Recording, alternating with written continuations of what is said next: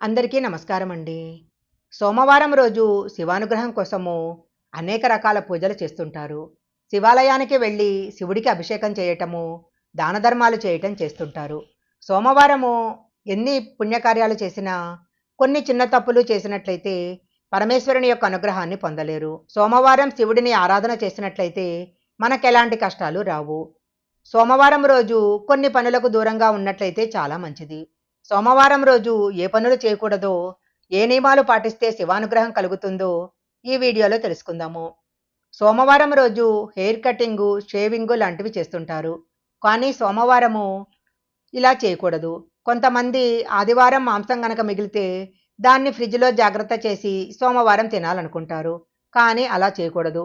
సోమవారం రోజు శివభక్తులు మాంసాహారాన్ని భుజించకూడదు. సోమవారము బెండకాయలు, ఆవాలు, నల్ల నువ్వులు, పనసపండు వంటి ఆహార పదార్థాలు తినకూడదు. నల్లటి పూలను సమర్పించకూడదు. తులసి దళాలతో శివుడిని పూజించకూడదు. బిల్వదళాలతో శివుడిని పూజిస్తే శివానుగ్రహం లభిస్తుంది. సోమవారము ధాన్యం కొనుగోలు చేయకూడదు. విద్యకు సంబంధించిన పుస్తకాలు, పెన్నులు కొనటం మంచిది కాదు.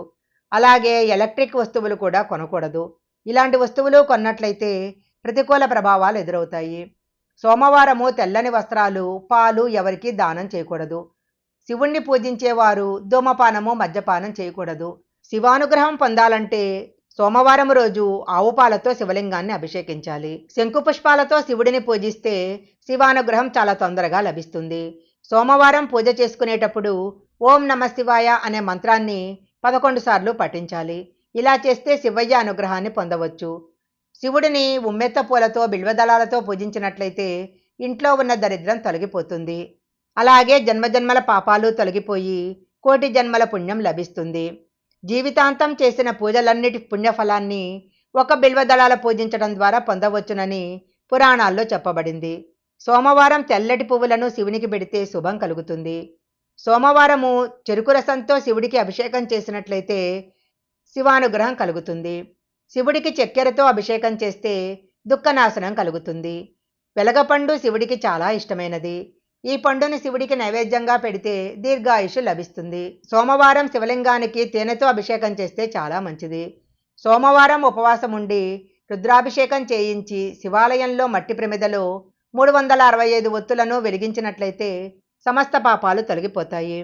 అనారోగ్య సమస్యలతో బాధపడేవారు శివునికి పంచామృతంతో అభిషేకం చేయాలి.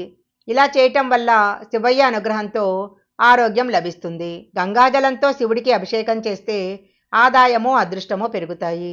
ఆర్థిక సమస్యలతో బాధపడేవారు సోమవారం సాయంకాలం శివుడిని పూజించి శివలింగం ముందు నెయ్యి దీపం వెలిగించి 41 రోజులు క్రమం తప్పకుండా పూజ చేయాలి. ఇలా చేయటం వల్ల పరమశివుని యొక్క అనుగ్రహం లభిస్తుంది. పెళ్లిగాని అమ్మాయిలు ప్రతి సోమవారం శివుడిని ఆరాధిస్తే కోరుకున్న వ్యక్తితో వివాహం జరుగుతుంది. సోమవారం దీపారాధన చేసేవారు నువ్వుల నూనెతో దీపం వెలిగిస్తే చాలా మంచిది. దీపం వెలిగించిన తరువాత దీపలక్ష్మి నమోస్తుతే అని మనసులో అనుకోవాలి.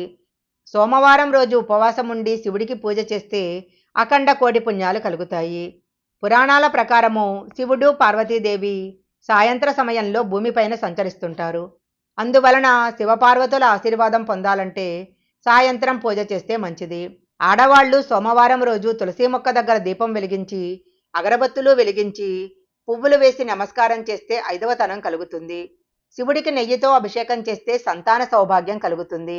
ప్రతి సోమవారము బ్రహ్మముహూర్తంలో నిద్రలేచి స్నానం చేసి పూజ చేసినట్లయితే చాలా మంచిది. బ్రహ్మముహూర్తంలో పూజ చేయటం వలన దేవుడి యొక్క ఆశీస్సులు మనపైన ఉంటాయి. సోమవారము అన్నదానము, వస్త్రదానం చేయటం వల్ల అనేక శుభ ఫలితాలు వస్తాయి. ఈ వీడియోలో చెప్పిన విధంగా శివపూజ చేసినట్లయితే శివానుగ్రహం లభిస్తుంది. ఈ వీడియో కనుక మీకు నచ్చినట్లయితే లైక్ చేయండి, షేర్ చేయండి. ఇలాంటి మరిన్ని వీడియోల కోసం మా ఛానల్ సబ్స్క్రైబ్ చేసుకోండి. పక్కనే ఉన్న బెల్ ఐకాన్ యాక్టివేషన్ చేసుకుంటే మేము పెట్టే వీడియోలన్నీ కూడా మీకు ముందుగానే నోటిఫికేషన్గా వస్తాయి. మరొక మంచి వీడియోతో మళ్ళీ కలుసుకుందాం.